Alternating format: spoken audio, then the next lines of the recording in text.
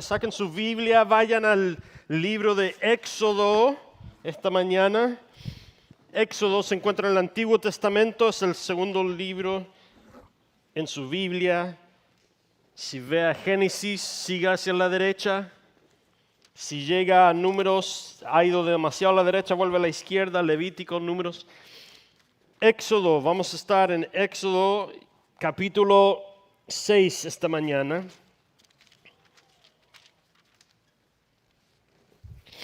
Déjame darle un poquito de contexto. Los israelitas han salido de Egipto, ¿se acuerdan de las 10 plagas? Si no, vean la película Prince of Egypt, el príncipe de Egipto, que se hizo hace varios años. Pueden ver toda esa historia. Dios ha liberado a los israelitas, han salido cientos de miles de israelitas, han salido de Egipto, de cautiverio, han llegado al Mar Rojo, han cruzado y están en viaje a la tierra prometida. Y aquí vemos que el Señor comisiona a Moisés y a Aarón. ¿Se acuerdan de Aarón? Moisés, cuando Dios lo llamó a volver a Egipto, al liberar a los israelitas, Moisés dice, no, yo no puedo, es que soy tartamudo. Y Dios dice, no te preocupes, voy a enviar a tu... ¿cómo se llama? No era hermano, era cuñado, ¿sí? Era el esposo del hermano. Voy a enviar a Aarón contigo y él va a estar contigo. Ya liberaron los israelitas, ahora Dios ha comisionado a Moisés y a Aarón a dirigir a los israelitas a través del desierto a llegar a la tierra prometida. Y dice el versículo 1 del capítulo 6, el Señor respondió a Moisés, ahora verás lo que voy a hacer con el faraón. Solo con mano fuerte los dejará ir y con mano fuerte los echará fuera de su tierra. Y Dios volvió a hablar con Moisés y le dijo, yo soy el Señor. Me aparecí a Abraham, Isaac, Jacob como Dios omnipotente, pero con el nombre del Señor no me di a conocer a ellos. Y así Dios los va a liberar de Egipto. Nosotros sabemos qué pasa. Dios manda al ángel de la muerte que mata al primogénito de los egipcios. Los israelitas que han puesto sangre sobre la entrada de la puerta, sangre del cordero. Sus hijos han sido salvados, han salido de Egipto. Y cuando llegamos al versículo 23 del capítulo 6, dice, Aarón, han salido, han cruzado el Mar Rojo. Aarón tomó por la mujer Elizabeth, hija de Aminadab y hermana de Nazón, la cual dio luz a Nadab, Abiú, Eleazar y Tamar. Y los hijos de Coré fueron así, y menciona varias personas. No sé tú, pero yo cuando estudio la Biblia, especialmente cuando era niño, me costaba mucho.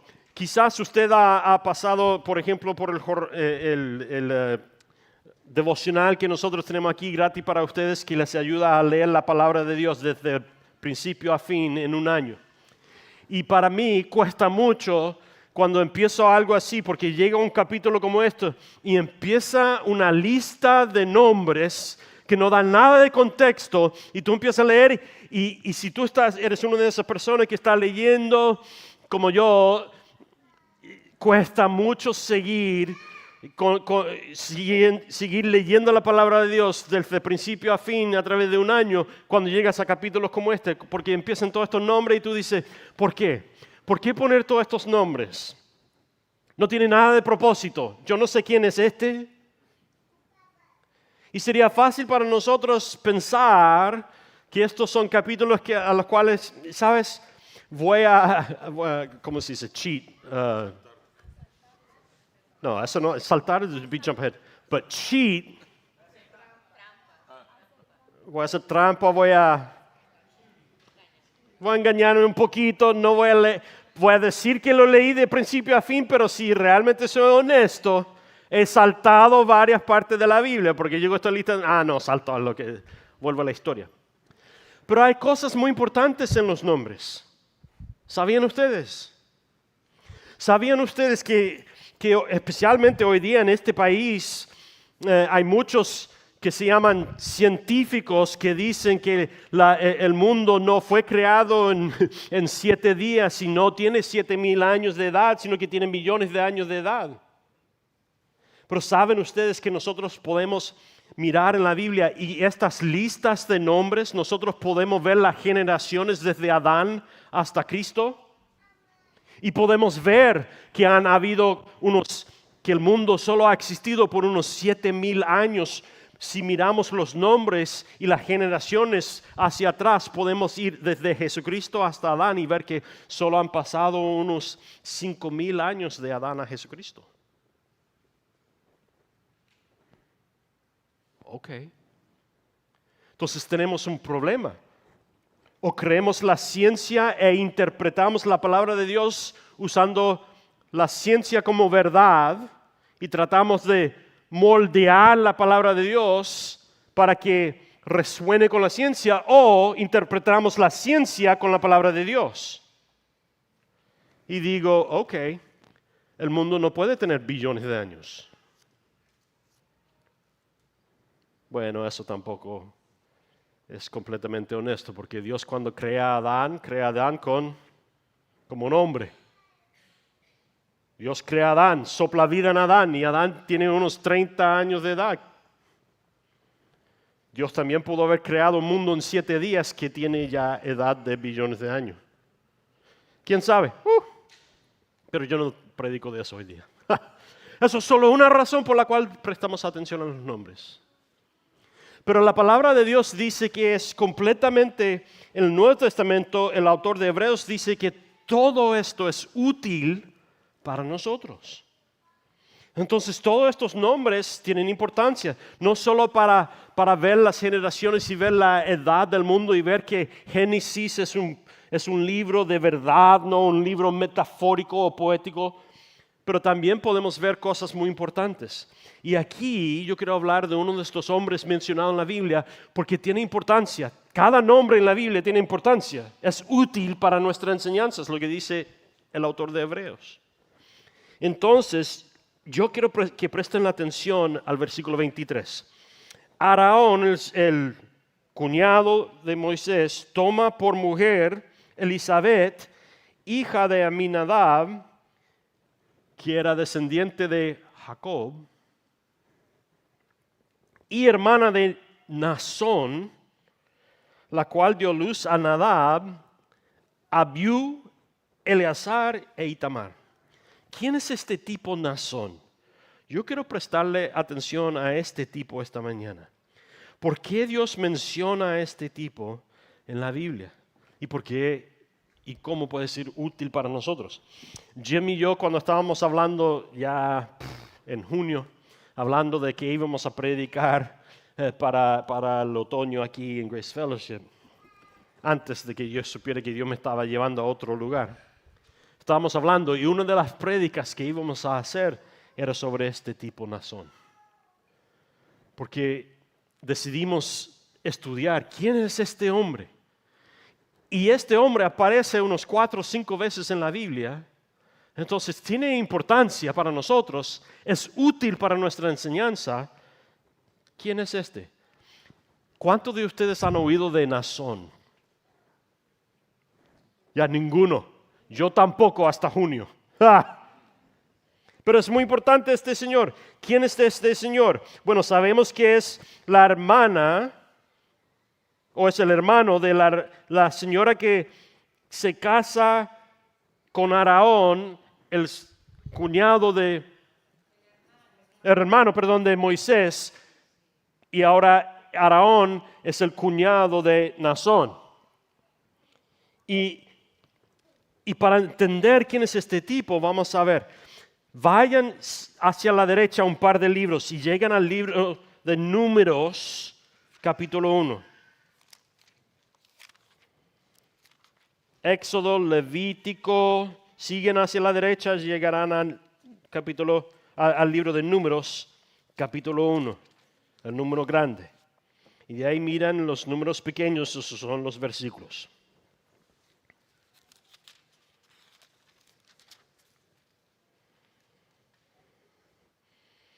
el día primero del mes segundo del segundo año de la salida de Egipto. Entonces ya han pasado 2 años. Nosotros leemos Éxodo, el libro de Éxodo, y podemos leer en 5 minutos cómo salió el pueblo de Israel de Egipto y cómo llegan a la tierra prometida. Pero la realidad es que pasaron años. Porque no van en avión, no van en carro ni tren, van caminando. Cientos de miles de personas. Y no van caminando todo el día, levantan una carpa, se acampan y de ahí se levantan al día siguiente y siguen caminando. No, cuando cientos de miles de personas van y levantan un campamento, se quedan un par de días. Porque es una obra tremenda, ¿no? Entonces, vemos aquí en el capítulo 1 de Números que en el segundo año después de haber salido de Egipto, el Señor habló con Moisés en el desierto de Sinaí. Entonces todavía ni siquiera han llegado a la tierra prometida para ver que hay gigantes ahí, para rechazar entrar y de ahí vagar por 40 años en el desierto. 2 años hacia la tierra prometida, el Señor habló con Moisés en el desierto de Sinaí, en el tabernáculo de reunión, la carpa donde llevaba el arca, y donde, bueno, todavía no el arca, no lo han creado, pero donde viene la presencia del Señor. Y le dice, levanten el censo de toda la congregación de los hijos de Israel. Así es como nosotros vamos a saber cuántas personas van caminando por el desierto, porque van a hacer un censo. Mira este Dios que es tan bello, sabiendo que nosotros miles de años después vamos a querer saber cuántas personas están caminando por el desierto. Dios hace que los israelitas hagan un censo.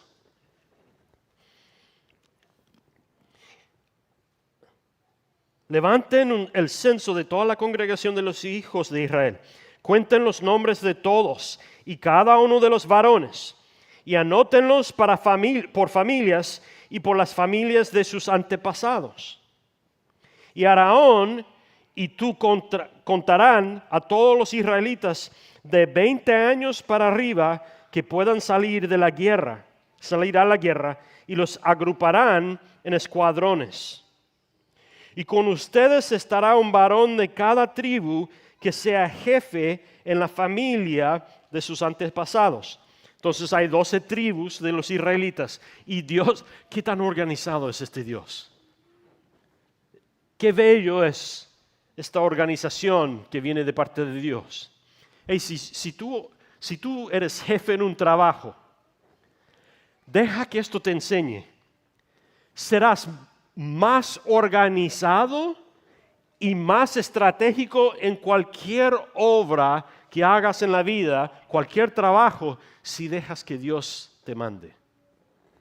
Dios sabe mucho más cómo hacerte exitoso en el trabajo que tú. Pon tu fe en el Señor. Pero aquí el Señor le dice a Moisés, divídelos en 12 tribus, uno descendientes de cada hijo de Jacob. Acuérdense de Jacob, su antepasado que vivió hace 400 años atrás, y sus 12 hijos que vinieron a Egipto cuando había una sequía. Y José, uno de sus hijos, que es el segundo en comando de Egipto, toma a todo el resto de sus hermanos y provee por ellos. Entonces son 12 tribus. Quiero que cuenten todos los hombres de 20 años de edad o más, mayor, y vamos a dividirlos en escuadrones. Esto le va a ayudar mucho a Israel.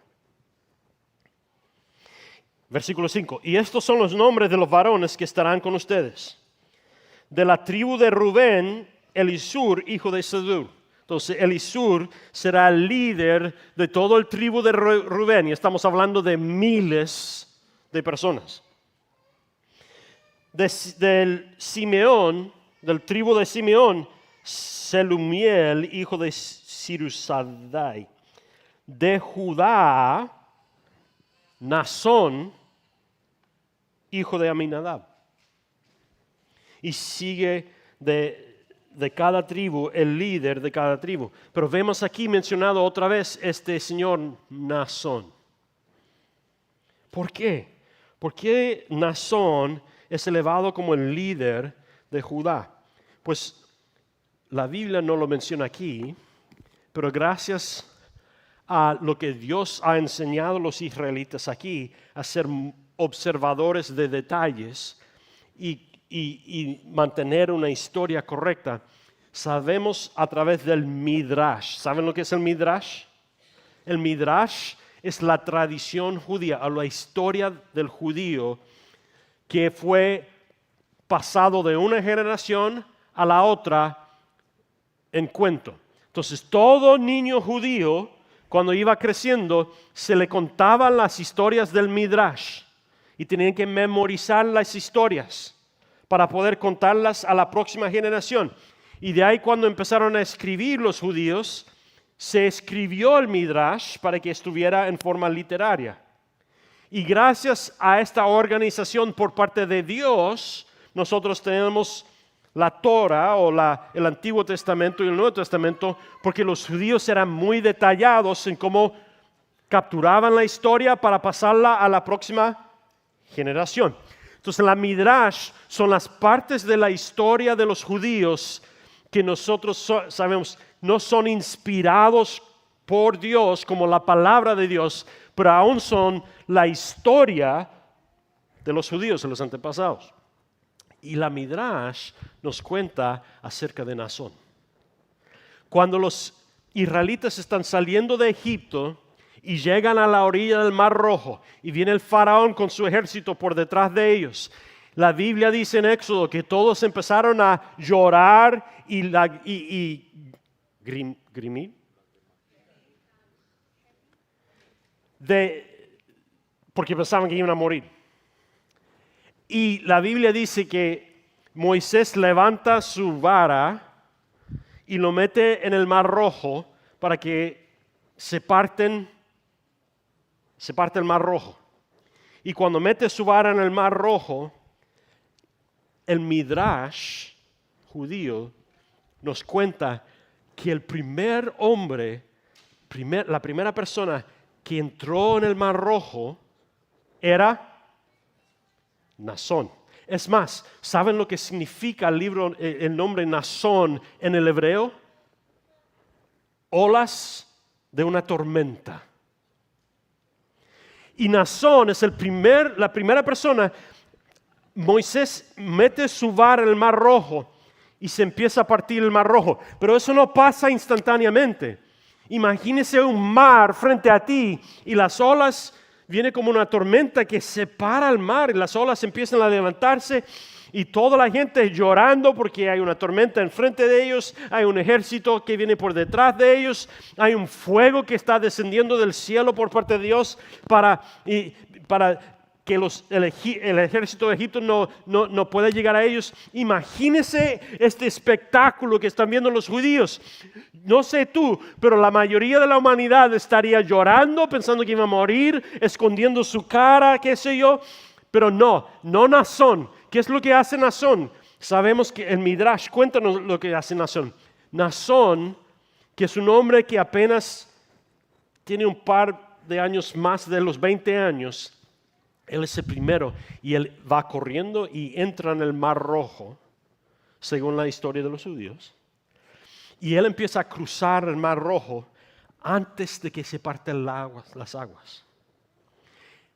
Por tradición, el Midrash que se cuenta a todo niño judío, Naasón llega hasta el cuello, el mar llega hasta abajo de su nariz y él sigue caminando al otro lado. ¿Por qué? Porque Dios había mandado que cruzaran el Mar Rojo y antes de que incluso las olas se partan, Naasón entra en el agua y empieza a cruzar el Mar Rojo. Y el agua le llega hasta la nariz antes de que se parten las olas y Naasón sigue caminando en tierra seca. Eso es un hombre que está siguiendo la voluntad de Dios por fe. O eso es uno de esos hombres que probablemente diariamente la gente dice que él es muy macho, muy bravo, muy obstinado. Nosotros conocemos hombres como esos, ¿no? Hombres jóvenes que son brutos, que no importa lo que le digas tú, ellos van a hacer lo que quieren hacer. Esa es la personalidad de este Naasón. Dios dijo, cruza el Mar Rojo, ok, vamos. Y se mete y va caminando y va subiendo el agua, va subiendo el agua. El resto del mundo está, según el libro de Éxodo, está llorando, gritando, con miedo, y Naasón solo está cruzando el Mar Rojo. Ustedes se queden aquí llorando, yo me voy. Y se mete en el agua y el agua le llega hasta la nariz. Este es Naasón. Entonces, un par de años después, cuando Dios le dice a Moisés, divida los tribus en 12, ponga un hombre como jefe de todo el tribu, como un hombre como jefe de miles de personas. ¿Quién nombran como líder del tribu de Judá? Naasón. Si seguimos leyendo el libro de Números, llegamos al capítulo 7. Y en el capítulo 7 ya han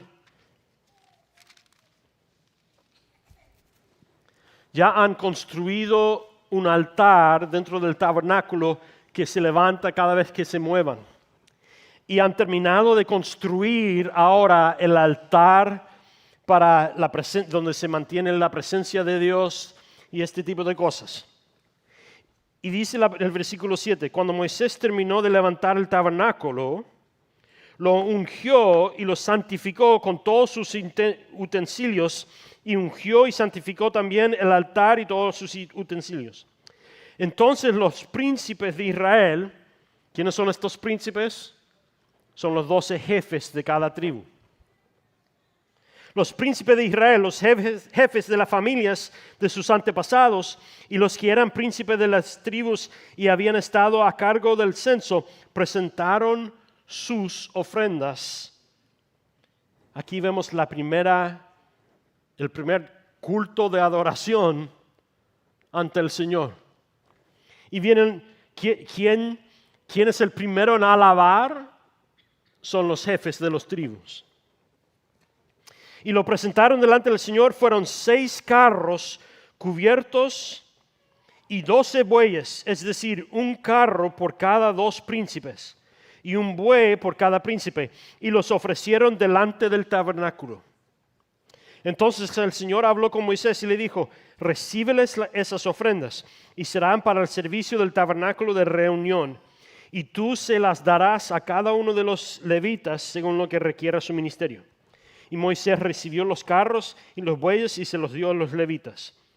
Y a los hijos de Gersón les dio 2 carros y 4 bueyes conforme a su ministerio. Y a los hijos de Merari que estaban bajo los órdenes también les dan los carros, y va explicando todo lo que está pasando aquí.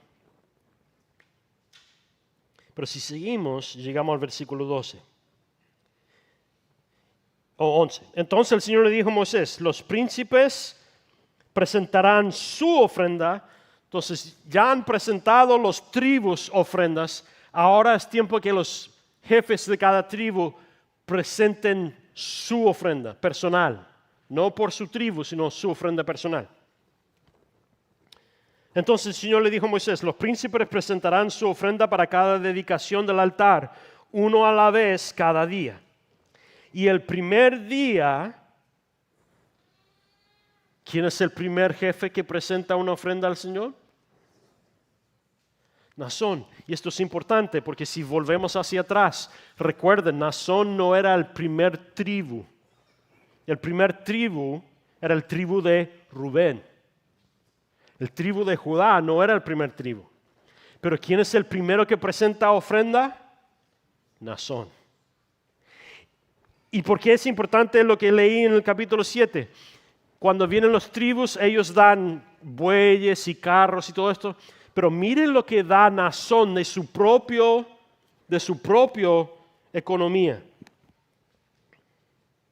El primer día presentó su ofrenda a Naasón, y ofreció un platón de plata que conforme al peso oficial del santuario pesaba 1,5 kilos, y un jarrón de plata de 3/4 de kilos, ambos llenos de flor de harina amasada con aceite para ofrenda, y una cuchara de oro de 100 gramos llena de incienso, un becerro, un carnero, un cordero de 1 año para el holocausto, un macho cabrio para la expiación. Y no solo da un buey, que Dios requería un buey para cada 2 tribus, pero Naasón da 2 bueyes personales, 5 carneros, 5 machos cabrios y 5 corderos de 1 año para la ofrenda de paz. Y esta fue la ofrenda de Naasón, hijo de Aminadab. Naasón da más allá, el doble, el triple, personalmente de lo que dio toda su tribu. Wow. Esto es importante porque vemos aquí parte de la personalidad de Naasón también. Naasón no solo era un hombre valiente, Naasón solo era un hombre obediente, Naasón no solo era un hombre que tenía mucha fe, Naasón era un hombre que adoraba a su Dios y estaba dispuesto a adorar a Dios más allá de lo que Dios requería.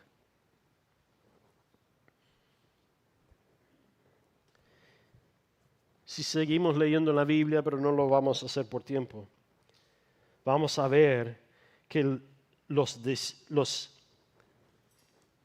decisiones que toma Naasón son muy importantes. Si vamos al libro de Mateo, no vayan ahí por razones de tiempo, pero Mateo capítulo 1, versículo 4, vemos el linaje de Jesucristo. Y en el linaje de Jesucristo se menciona a una mujer.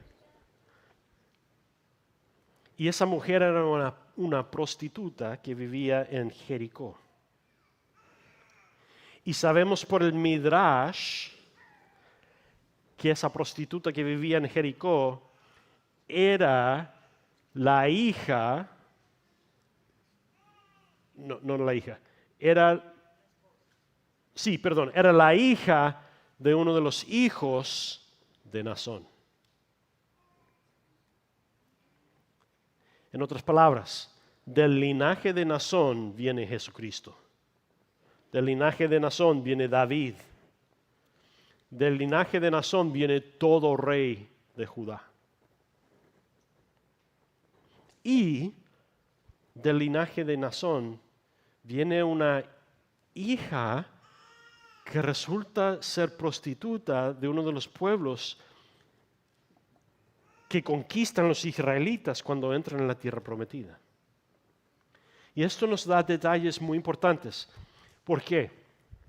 Porque una mujer, para ser hija de un israelita, según la ley, si su padre había muerto, uno de sus hermanos debía de proveer por su mamá.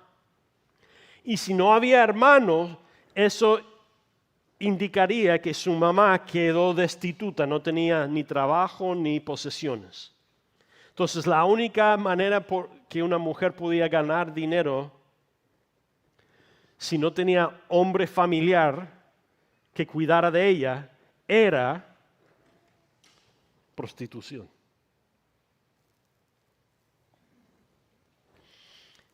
Uno, cuando escucha de la vida de Naasón, uno diría: Dios va a bendecir a Naasón y a su linaje.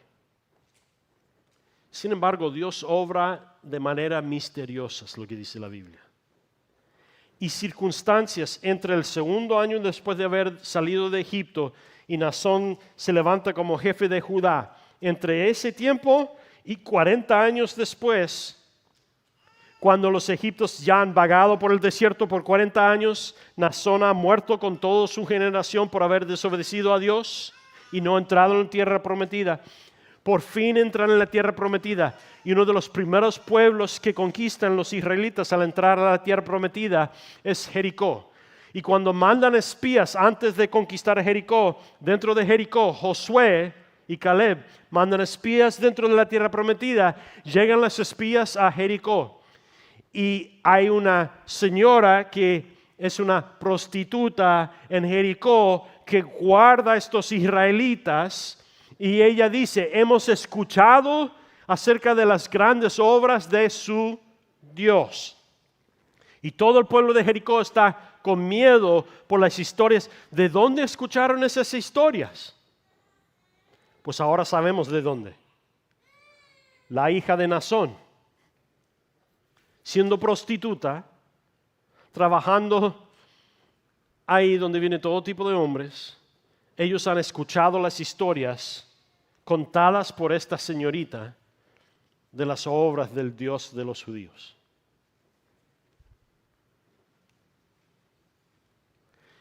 Ahora, ¿qué podemos aprender todos nosotros de Nazón? Unas cuantas cosas.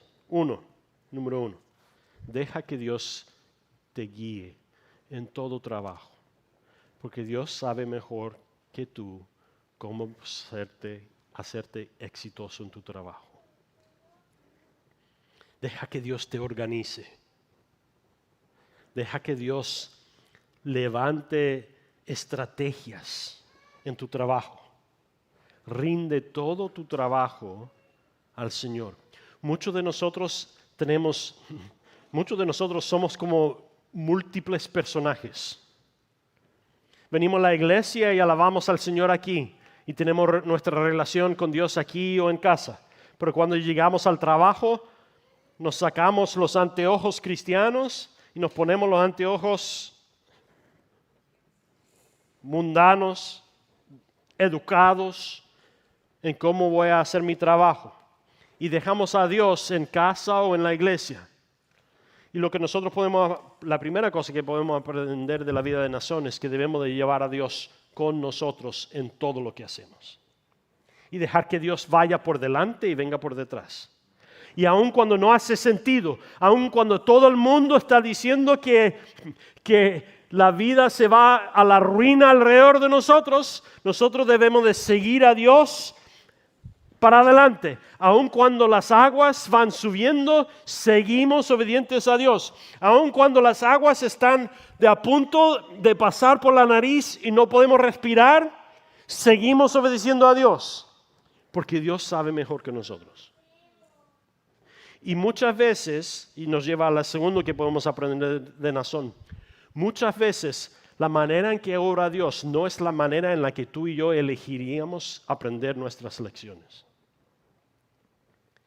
Si tú y yo pudiéramos elegir cómo vamos a aprender lo que Dios quiere enseñarnos, nunca aprenderíamos. Porque es cuando nosotros estamos fuera de nuestra confortabilidad, de lo que yo sé o puedo entender, donde crece mi fe. Si Dios me deja en un lugar donde yo entiendo todo lo que Él está haciendo y yo puedo ver lo que Él está haciendo, mi fe no crece. Es por eso que Dios nos lleva a todos nosotros por circunstancias difíciles en nuestra vida que no entendemos y no nos gustan, para sacarnos fuera de nuestra confortabilidad, para que dependamos de su fidelidad en vez de depender de mi tendencia, mi educación y mi poder. Seguramente Nazón, antes de morir, no sabemos cómo fue la historia, pero sabemos que uno de sus hijos o hijas se casó con alguien que no era israelita. En los 40 años que estaban viviendo en el desierto, uno de sus hijos o hijas se casó con un extranjero que lo llevó a Jericó, donde tuvo una hija y después su padre muere y la hija, para proveer por sí mismo, sin tener hermanos, tíos, quien cuidara de ella tiene que hacer algo que tú y yo diríamos nunca tomaría esa decisión por sí misma. Pero es en su vida como prostituta que Dios la utiliza a ella para salvar a ella, para que ella después se casca con un israelita cuando han conquistado a Jericó, y de su descendencia viene el que va a salvar a todo el mundo. Tú y yo no podemos ver lo que Dios está haciendo mañana. Mucho menos podemos ver lo que Él va a hacer 20, 30, 40, 50 años de hoy. Pero lo que podemos aprender de Naasón es esto. Tú y yo debemos de tomar decisiones hoy día, no decisiones que yo pueda entender o yo puedo querer. Yo debo de tomar decisiones hoy día no para mi provecho, sino debo de tomar decisiones para el provecho de mis nietos y sus nietos y sus nietos y generaciones hasta miles de generaciones que vienen después. Si tú y yo nos pusiéramos los anteojos de Naasón, mirando la vida, cuando viene el fuego por detrás y detrás de ello un ejército más poderoso de todo el mundo contra nosotros, y cuando hay una tormenta enfrente de nosotros y no hay ninguna manera posible para cruzar,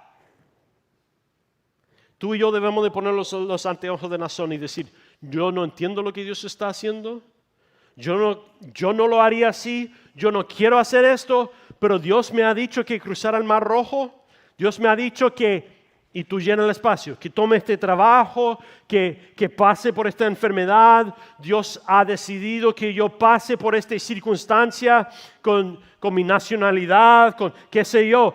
Pero lo que sea que está por delante de ti y por detrás de ti, no mires a eso y no tomes una decisión por lo que más te trae confortabilidad o provisión para ti. No, toma la decisión que pone toda tu fe en tu Señor y obedezca lo que Él te está.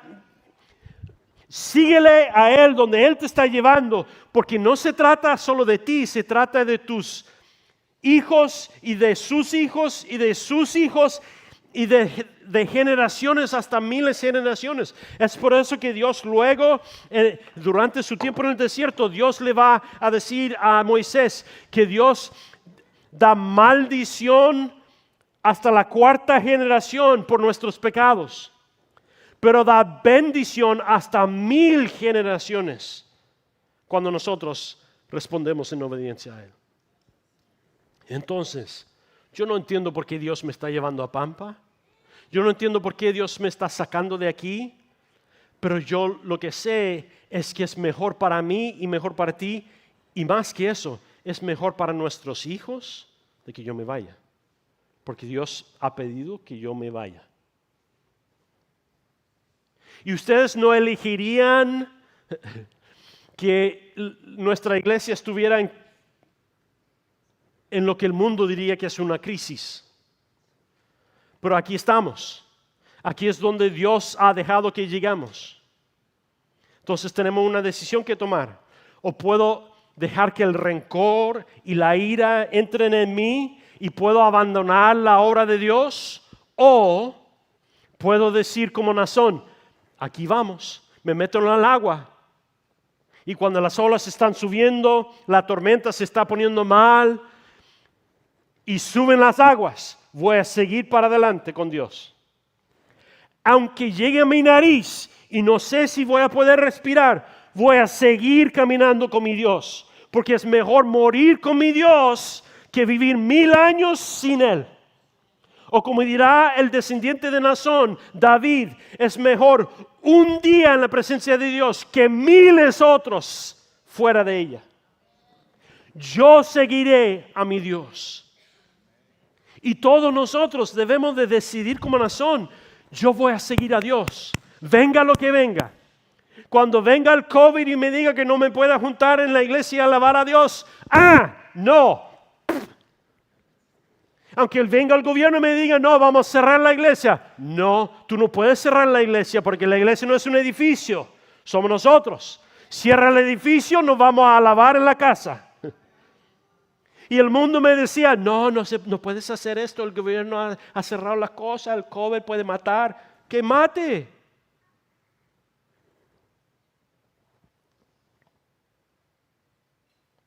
Ustedes saben muy bien lo que estamos hablando. Muchos de ustedes vienen de países donde el gobierno ha cerrado puertas de iglesias. Muchos de ustedes vienen de países donde el gobierno ha hecho sufrir a la iglesia. Y muchos de ustedes han seguido alabando al Señor. Y su Dios ha dicho, ok, deje su país, deje su cultura, vaya a un país diferente. Deje todo lo que su educación le ha ganado. Deje la riqueza, la provisión que has tenido en el país de su origen y vaya a un país donde te van a mirar como menos de. Donde mucho de su educación no va a valer por nada ahí. Muchos de ustedes han tomado esa decisión de seguir a Dios, no sabiendo a dónde van, no sabiendo dónde van a quedar, no sabiendo si van a poder seguir viviendo aquí, pero Dios les ha traído. Tomen la decisión, mi vida no va a ser definida por mi circunstancia, mi vida es definida por Dios. Y yo defino a mi circunstancia por Dios. Porque tú y yo no podemos ver mañana. Pero ¿cuál será tu midrash? 20, 30 años de hoy, cuando tus nietos son adultos y están sentados alrededor de la mesa para Día de la Acción de Gracias en este país. Y están dando gracias. ¿Cuáles son las historias que van a contar ellos? Oh, wow. Wow. Yo no conozco el país de mis abuelos. Pero acuérdense las historias que contaba la abuela y abuelo. Dejaron su país de nacimiento. Tuvieron que venir a un país que no conocían, aprender un idioma que no conocían. Donde no los apreciaban. Cómo sufrieron. Pero lo hicieron porque Dios les llevó aquí. Y mira todo lo que Dios ha proveído por nuestra familia hoy, gracias al sufrimiento que fueron dispuestos ellos a sufrir, siguiendo a Dios.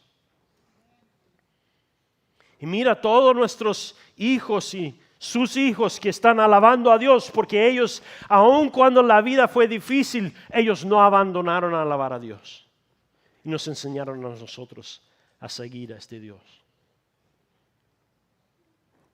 Oh, será su midrash.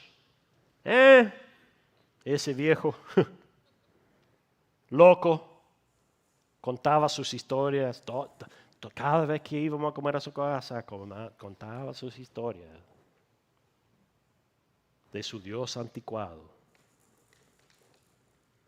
No, ¿cuál será el midrash tuyo? Mejor es un día en la presencia de Dios que miles fuera de ella. Dejen que tus hijos y sus hijos y sus hijos vean que Dios merece toda nuestra alabanza. Y eso es lo último que vemos en la vida de Naasón. Después de esto no se menciona más. Pero cuando Dios clamó que los tribus trajeran una lista de ofrendas, Naasón dice, yo personalmente traeré el doble, el triple de lo que Dios pidió de todo mi tribu. Y yo no estoy hablando de cantidad de dinero, estoy hablando de condición de tu corazón. Dios, yo estoy dispuesto a darte todo lo que tengo. Dios, tu palabra dice y pide que yo dé el diezmo. Dios, yo te doy toda mi vida. ¿Ven la diferencia? Los tribus trajeron lo que Dios había pedido. Naasón trae todo. Y tú y yo cuando tomamos esa actitud de que todo lo que yo tengo no es mío, es suyo. Y todo quien soy es para la gloria de Dios, entonces no importa lo que traiga la vida. Eso, si Dios quiere traer riqueza o pobreza, eso es cosa de Él. Porque en mi pobreza o en mi riqueza, todo es suyo. Si Dios trae salud o trae enfermedad, eso es cosa de Él. Porque en mi enfermedad y en mi salud, adoraré a mi Dios y le daré toda la gloria. Y cuando vivo así, mis hijos ven con sus ojos. No solo lo que oyen con sus oídos, pero ven con sus ojos. Y eso los hace a ellos también querer vivir su vida para la gloria de Dios. Amén. Mira, yo no sé lo que va a pasar con ustedes en un par de semanas, porque yo me voy al norte de Texas. Escucharé 1 o 2 veces al mes mientras llamo a muchos de ustedes o oigo de ustedes, ¿no? Paulo me va a estar enviando emails seguramente, ¿no? De vez en cuando volveré a Houston, te voy a estar llamando, hey, necesito una cama para dormir porque tengo que venir a Houston por un par de días, qué sé yo. Quizás voy a estar ahí en Pampa y, ay, Dios mío, necesito hay una arepa, no he tenido arepa en 3 años. Voy a llamar a alguno de ustedes venezolanos. Hey, necesito un buen arepa, vengo a Houston.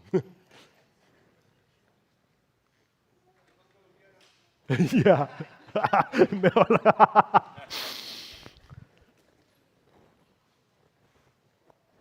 Yo no sé.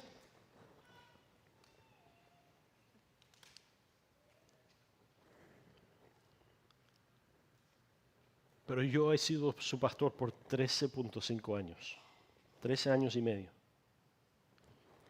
Y mira, este viernes cuando nos juntemos a comer, realmente no es necesario celebrarme a mí. Si quieren celebrar los 13 años que yo he sido su pastor, sigan con Cristo.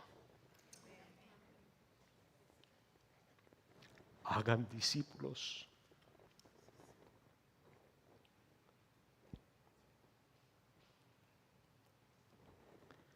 Yo cuando vuelva a Houston quiero ver a 4 o 5 iglesias llenas de personas, porque ustedes han seguido la obra de Dios.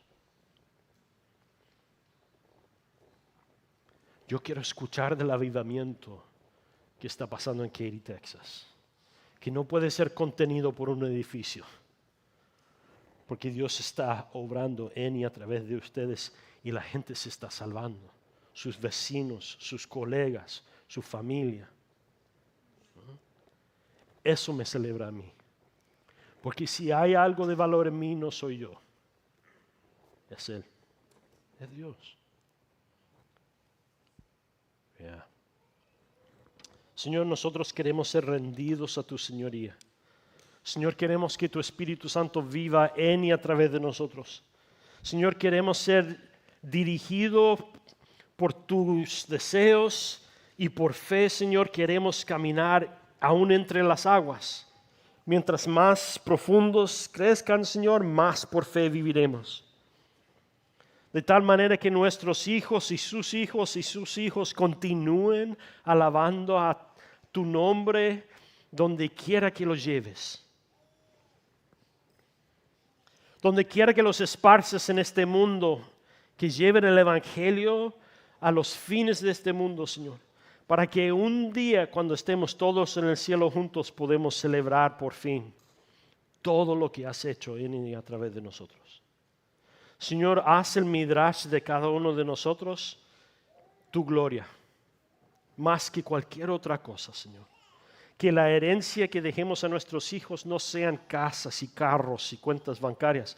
Señor, que la herencia sea eternal, sea el conocimiento de tu obra en la cruz, sea la llenadura de tu Espíritu Santo y el fruto del Espíritu Santo saliendo de nosotros, pasando a nuestros hijos y que pase a sus hijos y a sus hijos, Señor. Que cualquier condición y circunstancia en la vida que sea horrible, Señor, sea redimido igual que esta prostituta, Señor, que fue abandonada por los ojos del mundo, pero tú nunca la dejaste, sino que la utilizaste para traer salvación al mundo, Señor. Que lo mismo se diga de nosotros, Señor, que en enfermedad y en salud, que en prosperidad y en pobreza, Señor, que tu nombre ha sido glorificado en y a través de nuestra vida.